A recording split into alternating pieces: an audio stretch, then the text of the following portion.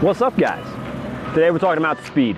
Wildly important part of the game, and as a pro, we work on our speed every week. These 5 core key components are gonna help you guys, so make sure you take them seriously. Let's get going.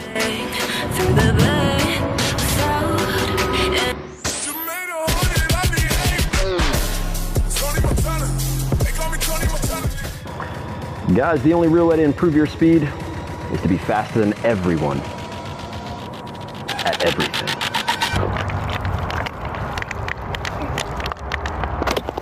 Yeah! You are not a gentleman, sir. Woo! Yep. Ooh! Ah! Ooh. Ah! Yeah! Oh, he wasn't ready for that.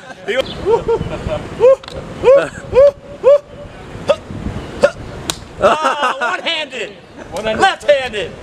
Oh. Ooh, that's close.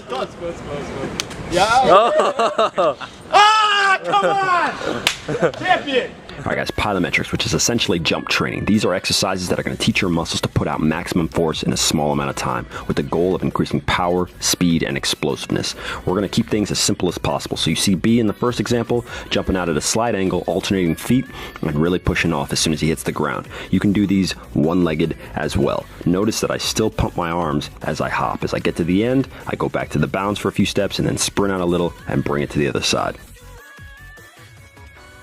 Double leg jumps or broad jumps are perfect for more than just your speed. They'll actually affect your vertical jump, which is just another aspect of the game everybody can improve on.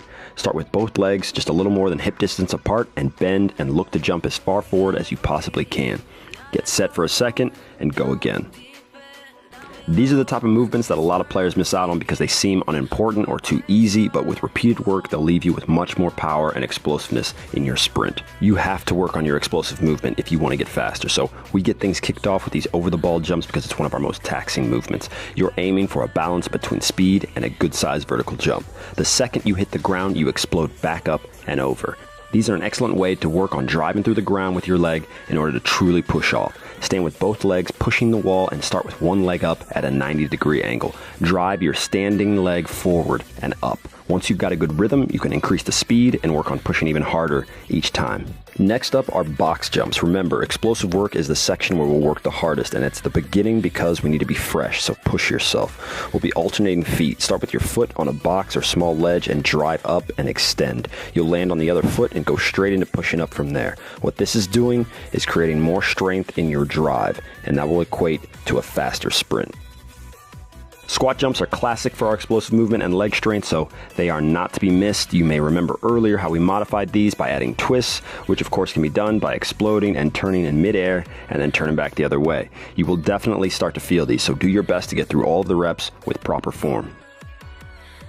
A lot of guys skip this type of work growing up because they just don't want to bother with a band, and that's just too bad because the amount of benefits you're going to get from doing these exercises is worth the 2 seconds it would take to get a little piece of rubber. As a pro, you'll do exercises like this at least twice a week. There are an infinite number of ways to use the band, but for what we want today, this exercise is perfect. All we're doing is mimicking a sprint. Hook the band to your ankle behind you and raise it up as if you were running. Move your arms as well and try to stay fluid.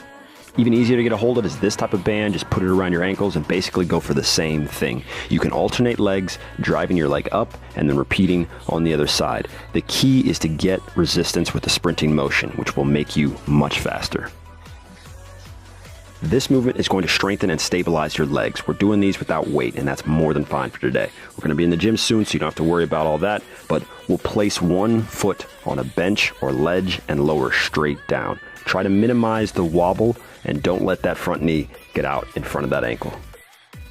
If you've ever done these, then you know how incredibly beneficial they are for your legs. If you can manage to do them without hanging on to anything, then great.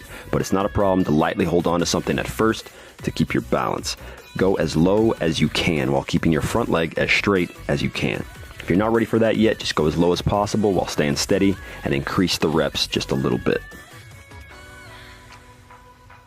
Obviously, you're not going to improve your overall acceleration and speed unless you push yourself. So To close everything off, we got a series of sprints, increasing in distance and finishing with a small shuttle run. Football requires massive change of direction movement, so you got to make sure you get those in as well. We've got a few quick sprints where the focus is on getting up to your maximum speed. We'll start with 10, 20, and 40 yards. When we get to our shuttle runs, we'll set up markers about 5 yards apart. Work on pushing off well after each deceleration.